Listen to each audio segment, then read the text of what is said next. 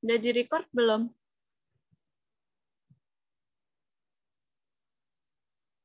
Assalamualaikum warahmatullahi wabarakatuh.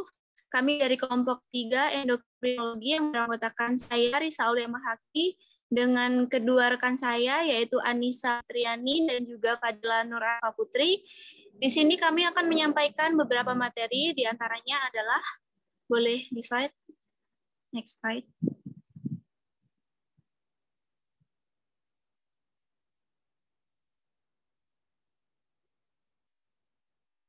Ya, di antaranya itu adalah menganalisis pengaturan hormon terhadap keseimbangan kadar Na dan K+, kemudian menganalisis peran angiostensin 2 terhadap pengaturan kadar Na+ dan tekanan darah, dan yang terakhir menganalisis pengaturan hormon pada Cushing syndrome. Langsung saja kita ke materi yang pertama.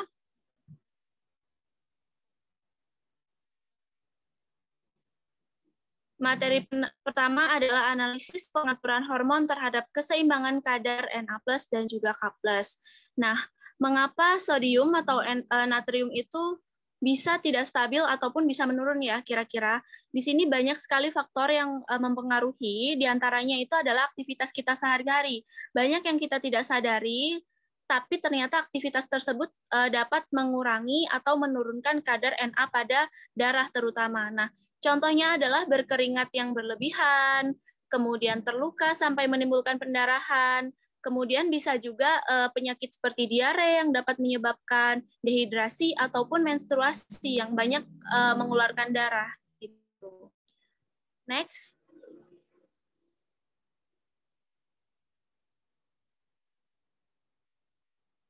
Nah, lalu hormon apa kira-kira yang mengatur regulasi sodium atau Na pada darah gitu ya. Nah, hormon itu biasa kita kenal dengan aldosteron, di mana aldosteron ini merupakan derivat steroid yang diproduksinya itu di outer section cortex atau bagian kelenjar adrenal gitu ya. Nah, pada gambar sudah bisa dilihat, jadi itu adalah irisan dari kelenjar adrenal. Di situ kan ada medula, ada juga korteks. Nah, di bagian korteks itulah produksi dari hormon aldosteron itu sendiri. Nah, pada korteks sendiri tidak semua bagiannya dapat memproduksi. Tapi yang dapat memproduksi itu bisa di next dulu, tolong Fadila.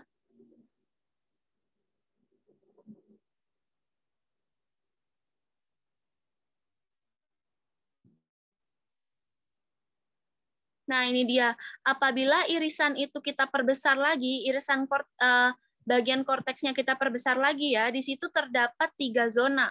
Nah, yang pertama ada zona glomerulosa, kemudian ada zona fasciculata, kemudian ada juga zona reticularis. Nah, pada bagian mana sih kira-kira yang dapat memproduksi hormon aldosteron itu? Yang dapat memproduksi itu adalah fokusnya pada zona glomerulosa atau yang biasa kita sebut dengan mineralocorticoids gitu.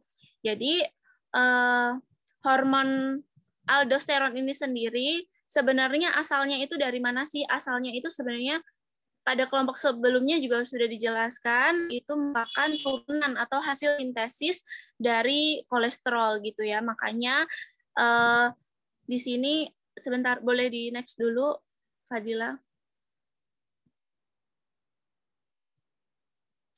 Makanya di sini ada step-step, ada 6 step proses sintesis dari aldosteron yang awalnya bermula dari kolesterol, ini terjadinya pada zona yang tadi ya, zona glomerulosa, kemudian jadi pregnenolon, dan seterusnya hingga menjadi aldosteron. Mungkin ini sudah dibahas sebelumnya, jadi sekilas saja, langsung saja kita next ke mekanismenya. Boleh dilanjut? Nah, ini adalah inti utamanya, yaitu aldosteron secretion mechanism atau mekanisme sekresi dari aldosteron. Nah, sudah disebutkan pada layar PowerPoint bahwa aldosteron itu terjadinya sekresi aldosteron dari sel glomerulosa itu terjadi karena adanya beberapa stimulasi.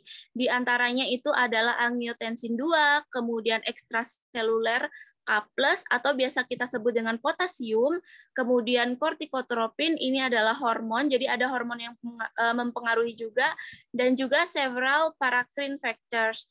Kemudian untuk gambar yang di sebelah kiri, itu adalah beberapa bagian dari tubuh, tidak hanya organ, tapi juga ada hormonnya juga, itu ada hipotalamus, kemudian ada hipofisis bagian anterior, atau biasa kita kenal dengan adenohipofisis, ada juga hormon CRH, ACTH, ada ginjal, kemudian yang pasti ada korteks adrenal. Nah, bagaimana mekanisme lengkapnya? Jadi kita itu nanti akan mempelajari 4 jalur yang di mana jalur itu dikenal dengan jalur mekanisme aldosteron. Nah, kita next slide dulu, Fadila. Nah, ini dia. Jalurnya itu ada 4 ya, di mana dibagi menjadi 2, menjadi primary regulators dan juga other factors. Nah, primary regulators ini sendiri ada 2 jalur, dan other factors ini juga ada 2 jalur. Nah, jalur pertama itu kita kenal dengan RAAS. Mungkin juga sudah dijelaskan sebelumnya, jadi di sini saya singgung sedikit, di mana RAAS ini sendiri merupakan renin-angiotensin aldosteron system, di mana apabila terjadi penurunan pada tekanan maupun volume darah pada tubuh, nanti yang terjadi adalah sel juxtaglomerulus itu akan mensekresikan renin ya. Nah, renin inilah yang nantinya menginisiasi pembentukan angiotensin 2. Nah, sebelumnya itu sebenarnya sebelum angiotensin 2 itu ada yang namanya angiotensinogen. Nah, angiotensinogen itu berubah menjadi angiotensin 1 dan berubah lagi menjadi angiotensin 2. Nah, si angiotensin 2 inilah yang nantinya baru akan menstimulasi zona glomerulosa pada korteks adrenal untuk menghasilkan atau mengsekresi aldosteron. Itu jalur yang pertama. Kita stop dulu di zona glomerulosa karena nantinya 4 jalur ini proses setelahnya itu ke bawahnya sama saja. Kita next dulu ke jalur yang kedua. Jalur kedua ini kita sering sebut dengan jalur potasium atau kondisi di mana apabila K+ pada darah itu meningkat. Nah, apabila K+ dalam darah meningkat, maka terjadi yang namanya direct stimulating effect. Jadi di situ terjadinya stimulasi secara langsung. Di sini dimaksud dengan langsung karena tidak melalui bantuan hormon ataupun tidak melalui organ-organ lain, melainkan langsung stimulusnya itu menuju ke zona glomerulosa. Seperti teman-teman lihat, mungkin tidak ada sama sekali organ yang membantu. Di situ langsung menuju ke adrenal cortex dan langsung membuat zona glomerulus itu mengsekresi aldosteron.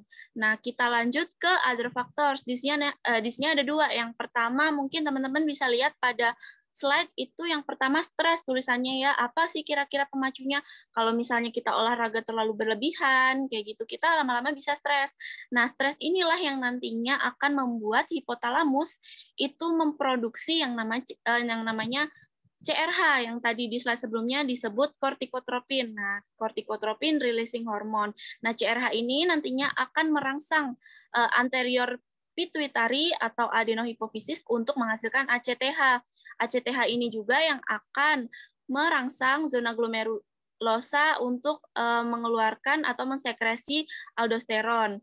Nah, lalu untuk yang jalur terakhir ini sedikit berbeda. Kenapa? Karena di sini ada tulisan, ada garis putus-putus ya terutama. Nah, di situ artinya adalah feedback negatif gitu. Artinya bukan mempercepat tapi justru menghambat gitu, atau inhibitory effect. Jadi nanti apabila tekanan atau volume darah itu meningkat, maka jantung itu akan mensekresi yang namanya hormon atrial natriuretic peptide atau ANP, di mana ANP ini apabila terproduksi dia justru akan menghambat sekresi aldosteron pada zona glomerulosa, tepatnya di adrenal cortex. Kenapa di sini di bawah zona glomerulosa panahnya mengarah ke ginjal ya? karena sekresi dari aldosteron itu sendiri ujungnya nanti akan membantu proses reabsorpsi atau meningkatkan proses reabsorpsi. Di sini mungkin ditulisnya absorpsi, tapi yang lebih tepat itu reabsorpsi dari Na, dan juga meningkatkan kadar air, dan juga meningkatkan sekresi atau ekskresi K+ atau potasium atau kalium, yang nanti hasil akhirnya itu adalah meningkatnya volume atau tekanan darah dan juga kadar Na+ itu. Nah, untuk selanjutnya bisa dijelaskan oleh teman saya Anissa. Silakan. Baik, terima kasih Karissa. Jadi izinkan saya untuk menjelaskan analisis peran angiotensin 2 terhadap kadar Na+ dan juga tekanan darah. Tadi sudah disinggung juga ya oleh Karissa mengenai salah satu yang bisa memicu adalah adanya angiotensin. Jadi angiotensin itu salah satu hormon yang nantinya akan membantu untuk meregulasi tekanan darah. Nah, dari angiotensin sendiri ini nanti ada beberapa cara atau ada beberapa peran yang dimainkan oleh angiotensin sehingga nanti bisa memicu tekanan darah serta adanya peningkatan kadar Na di dalam tubuh ya. Jadi kalau kita kenal ya tadi sudah disinggung juga kalau angiotensin itu dihasilkan melalui salah satu sistem yaitu renin angiotensin aldosteron system. Jadi melibatkan renin kemudian juga nanti akhirnya adalah meningkatkan atau mensekresi adanya aldosteron. Oke, misal ya, tubuh kita itu mengalami dehidrasi, seperti sudah dijelaskan tadi. Dehidrasi bisa disebabkan oleh banyak faktor ya, kekurangan cairan itu. Bisa karena sakit diare, bisa karena pendarahan, bisa karena memang tubuh mengeluarkan banyak keringat melalui olahraga gitu ya. Mengeluarkan keringat, mengeluarkan cairan dari tubuh itu tentunya juga akan mengeluarkan ion-ion yang ada dalam tubuh. Kemudian bagaimana kira-kira tubuh itu untuk menyeimbangkan air yang ada dalam tubuh sehingga tubuhnya itu volume darahnya bisa tetap, kemudian tekanan darahnya tetap. Nah, itu salah satu regulasinya melibatkan angiotensin ini. Jadi ketika tubuh itu mengalami yang namanya dehidrasi atau kehilangan ion, maka akan memberi sinyal kepada tubuh untuk menyerap ion. Nah, menyerap ionnya tadi sudah dijelaskan ya, reabsorpsi yang ada di dalam tubuh atau dalam ginjal. Jadi ketika dehidrasi itu biasanya memang ya, bukan biasanya, memang tubuh itu akan mengalami volume darah yang menurun. Kemudian volume darah yang menurun itu juga akan menyebabkan tekanan darah juga akan menurun. Nah, menurunnya tekanan darah itu akan menyebabkan sel-sel yang ada di ginjal, kita sebut bisa ditunjuk ya sel juxtaglomerulur yang ada di ginjal itu untuk mensekresikan renin. Jadi enzim renin ini adalah nanti enzim yang dapat menstimulasi atau merangsang membantu angiotensinogen yang dihasilkan oleh hati untuk menjadi angiotensin 1. Kemudian angiotensin 1, hormon angiotensin 1 ini akan menyebar ke seluruh tubuh. Menyebar ke seluruh tubuh, kemudian nanti melalui paru-paru ya, salah satunya paru-paru. Di sel paru-paru ini ada yang namanya sel endotel. Nah, sel endotel yang ada di paru-paru ini yang nantinya memiliki enzim ACE atau angiotensin converting enzyme. Oke, convert berarti merubah ya, mengkonvert. Apa yang dirubah? Yang dirubah adalah angiotensin 1 dirubah menjadi angiotensin 2.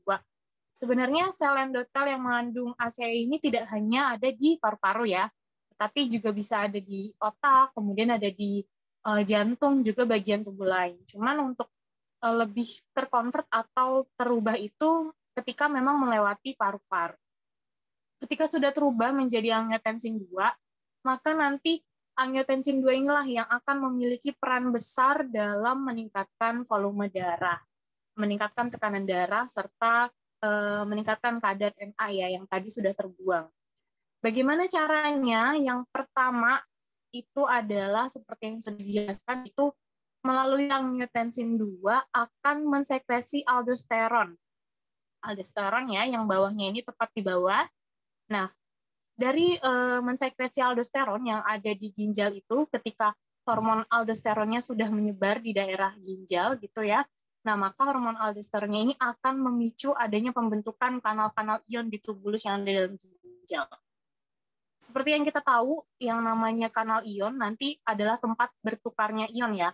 Jadi nanti ion Na yang ada di lumen ginjal itu akan masuk ke dalam sel tubulus yang ada di ginjal. Kemudian K yang ada di dalam sel ginjal itu akan keluar. Kemudian Na ternyata juga mengikat air. Jadi Na-nya akan mengikat air masuk ke dalam sel tubulus ginjal, kemudian nanti akan diteruskan ke pembuluh darah. Jadi nanti pembuluh darahnya terisi oleh Na dan juga air yang telah di area absorpsi tersebut. Sehingga nanti volume darah yang ada di pembuluh darah tentu akan meningkat. Nah, seperti yang kita tahu, kalau volume itu berbanding lurus ya dengan tekanan darah, oleh karena itu nanti ketika volume darahnya meningkat, otomatis tekanan darahnya juga akan meningkat. Tidak hanya melalui sekresi aldosteron, ternyata juga bisa melalui angiotensin itu sendiri yang nanti akan berefek langsung pada vaskokonstriksi ya, atau itu namanya penyempitan pembuluh darah atau pengecilan pembuluh darah. Bayangkan pembuluh darah itu sudah kecil, kemudian mengalami penyempitan, dan penyempitan itu terisi oleh air yang tadi sudah masuk karena reabsorpsi. Maka volume darahnya akan lebih naik dan juga tekanannya akan lebih meningkat. Nah, oleh sebab itu bisa terjadi tekanan darah yang meningkat. Kalau tadinya dehidrasi, ketika tekanan darah meningkat, otomatis tekanan darah yang ada dalam tubuh itu relatif stabil. Nah, tidak hanya itu, ternyata angiotensin juga akan memberikan efek pada hipotalamus untuk mensekresikan ADH. Seperti yang sudah dijelaskan pada minggu-minggu lalu ya, kalau ADH itu berfungsi untuk mereabsorpsi air lebih banyak. Gitu. Nah, kemudian juga tadi sudah dijelaskan. Nah, bisa dilanjut ke slide berikutnya.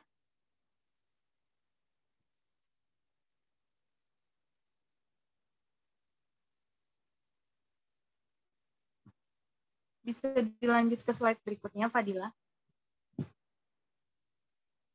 Oke, nah jadi secara garis besar, di sini peran angiotensin untuk mengatur kadar Na dan juga tekanan darah itu memiliki 4 peran ya, atau memiliki 4 cara gitu. Yang pertama adalah dalam mengaktifasi norepinefrin. Norepinefrin juga tadi belum dijelaskan ya, jadi ketika ada angiotensin itu akan mengaktifasi norepinefrin. Nah, norepinefrin ini juga salah satu yang menyebabkan peningkatan tekanan darah.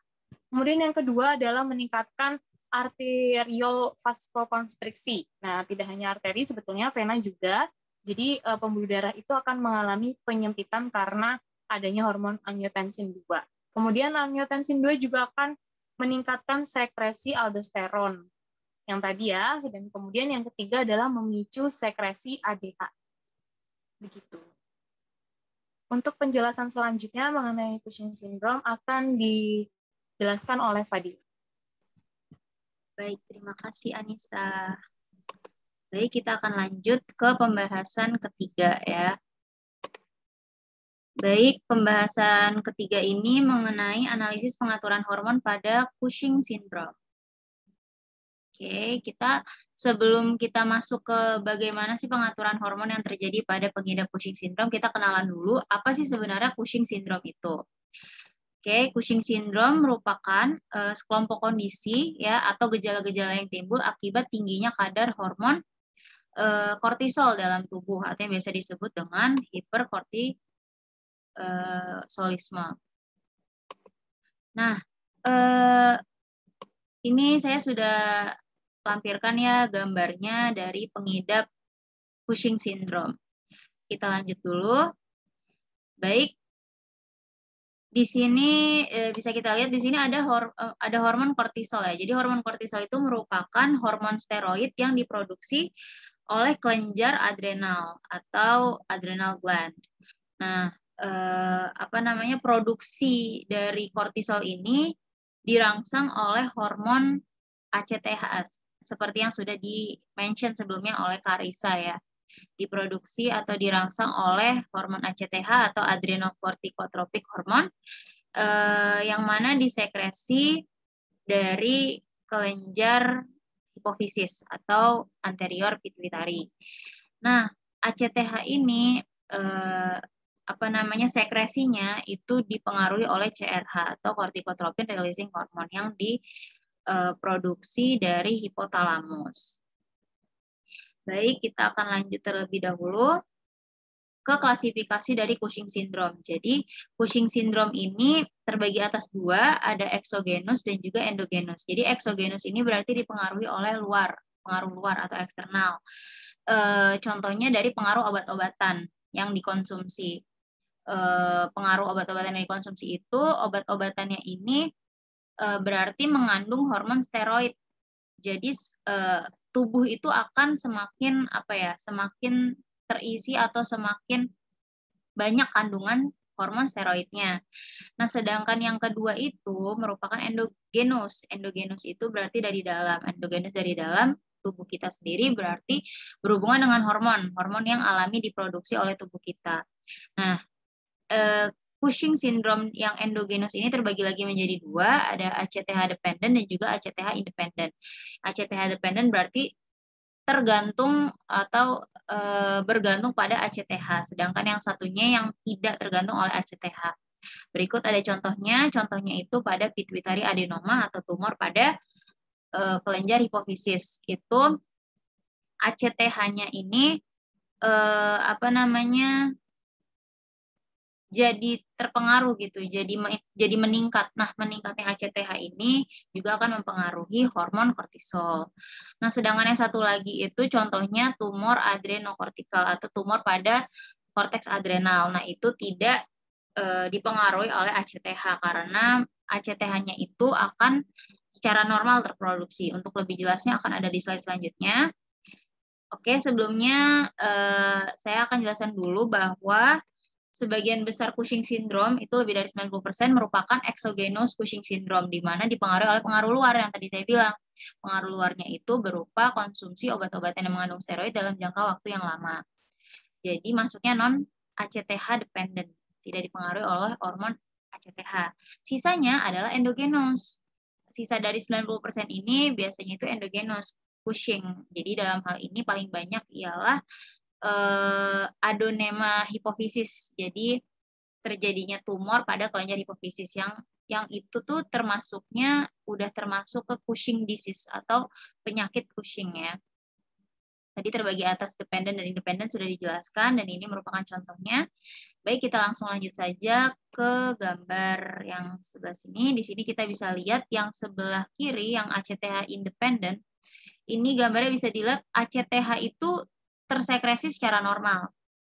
Tapi kortisolnya meningkat. Kenapa? Karena adanya tumor yang tumbuh di korteks adrenal, yang muncul di korteks adrenal sehingga memicu meningkatnya kortisol, yang mana dapat membuat seseorang mengidap Cushing syndrome.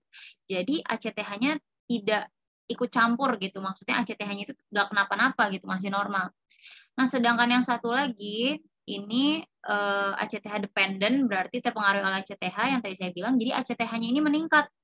Meningkatnya ACTH ini karena adanya tumor pada kelenjar hipofisis atau kelenjar pituitari ataupun organ-organ lain seperti paru-paru, pankreas gitu. Tapi tidak ada tumor di korteks adrenal. Jadi kortisolnya itu meningkat pada korteks adrenal karena produksi ACTH yang juga meningkat. Seperti itu. Jadi yang sebelah kiri ini yang ACTH independent dapat kita katakan sebagai Cushing syndrome primer, sedangkan yang sebelah kanan ini ACTH dependent itu bisa kita sebut dengan Cushing syndrome sekunder ya. Jadi udah termasuk ke penyakitnya, udah bukan sindrom lagi. Kalau sindrom kan tadi kumpulan dari gejala-gejalanya ya. Gitu. Oke, kita langsung masuk ke pengaturan hormonnya. Nah, di sini ada pengaturan hormon dari Cushing syndrome. Jadi di sini kalau misalkan kortisolnya meningkat, itu akan dapat mempengaruhi growth atau pertumbuhan, lalu imun sistem, lalu juga sistem kardiovaskular dan juga metabolisme. Untuk lebih jelasnya ada di gambar yang sebelah kanan. Ini kalau misalkan pertumbuhan itu mempengaruhi muscle atrofi atau rendahnya massa otot. Pertumbuhan massa ototnya itu rendah, jadi kecil gitu, jadi sedikit gitu ototnya. Sedangkan imun sistem itu lebih ke infeksi, lalu sistem kardiovaskular itu hipertensi ya, tekanan darah tinggi, sedangkan metabolisme itu tingginya kadar glukosa darah. Baik, kita langsung lanjut. Nah, ini ada gambarnya ya lebih jelasnya lagi, di mana tadi CRH hormon corticotropin releasing hormone ini tadi diproduksi di hipotalamus,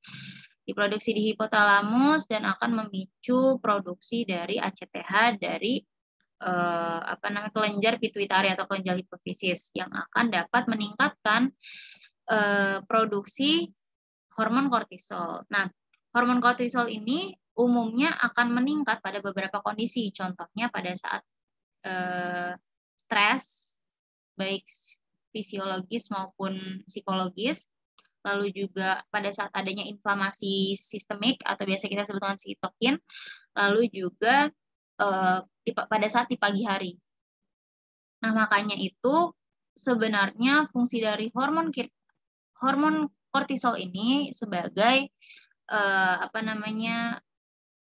hormon dalam mengatasi stres gitu. Jadi pada saat stres, hormon ini akan diproduksi. Nah, ini merupakan contoh ya. Jadi kortisol ini kan dapat membantu tubuh untuk mengatasi stres dengan mobilisasi sumber energi atau dengan menggerakkan sumber energi ini ke ke tempat yang atau ke organ yang dibutuhkan. Contohnya itu dengan meningkatkan kadar glukosa darah dan membuat glukosa itu lebih banyak tersedia ya di otak ketimbang di organ lain. Jadi stres dapat ditekan gitu, stres dapat diminimalisir. Contohnya kortisol saat menginduksi sel otot untuk menurunkan konsumsi glukosa namun meningkatkan degradasi protein, sehingga dapat menghasilkan asam amino yang dapat diubah menjadi glukosa baru. Nah, hal ini disebut dengan gluconeogenesis.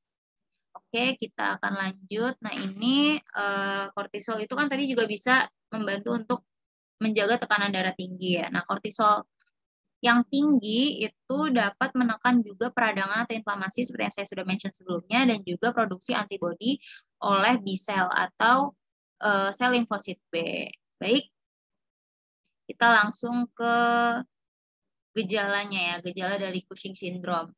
Gejalanya itu bisa dilihat moon face, mukanya bulat seperti bulan gitu ya, karena terdapat peningkatan lemak gitu dalam tubuh. Lalu juga lehernya terdapat lemak, banyak lemak, lalu terjadinya obesitas, terjadinya tumbuhnya atau munculnya lemak-lemak pada bagian leher, punggung maupun perut, paha dan lain sebagainya di tubuh. Lalu terdapat punuk pada pada belakang punggungnya ini. Lalu ada stretch marks juga, jadi ada garis-garis merah keunguan sekitar tubuh, dan juga kulit itu menjadi thin, jadi tipis gitu ya kulitnya, jadi mudah memar. Lalu kalau ada bekas luka itu sulit hilang gitu. Dan juga bisa dilihat yang lainnya pada gambar. Nah, itu kalau misalkan dari luar ya gejalanya, dilihat dari luar. Kalau dari dalam itu yang paling umum ialah adanya tumor yang tumbuh pada korteks adrenal. Jadi perlu dicek di bagian organ dalamnya. Lalu juga gejala yang timbul berupa hipertensi, osteoporosis. Lalu pada perempuan itu pada wanita biasanya terjadi amenorea. Amenorea ini berarti tidak haid ya, tidak menstruasi. Jadi siklus menstruasinya terganggu, bisa terlambat dan juga terganggu. Sedangkan untuk yang hirsutism ini merupakan tumbuhnya rambut-rambut yang tidak seharusnya tumbuh pada wanita. Biasanya tumbuhnya pada pria, namun pada wanita yang mengidap Cushing syndrome ini tumbuh gitu. Contohnya misal di dagu gitu ya. Di dagu kan biasanya pria, tapi kalau misalkan pengidap Cushing syndrome di wanita itu tumbuh.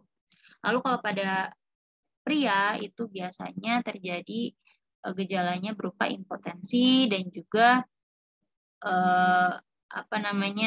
gangguan pada gairah seksualnya begitu. Baik, ini merupakan referensi yang kita pakai. Ya, saya kira cukup. Itu tadi merupakan presentasi dari kelompok kami. Saya akhiri, kurang lebihnya mohon maaf. Wassalamualaikum warahmatullahi wabarakatuh.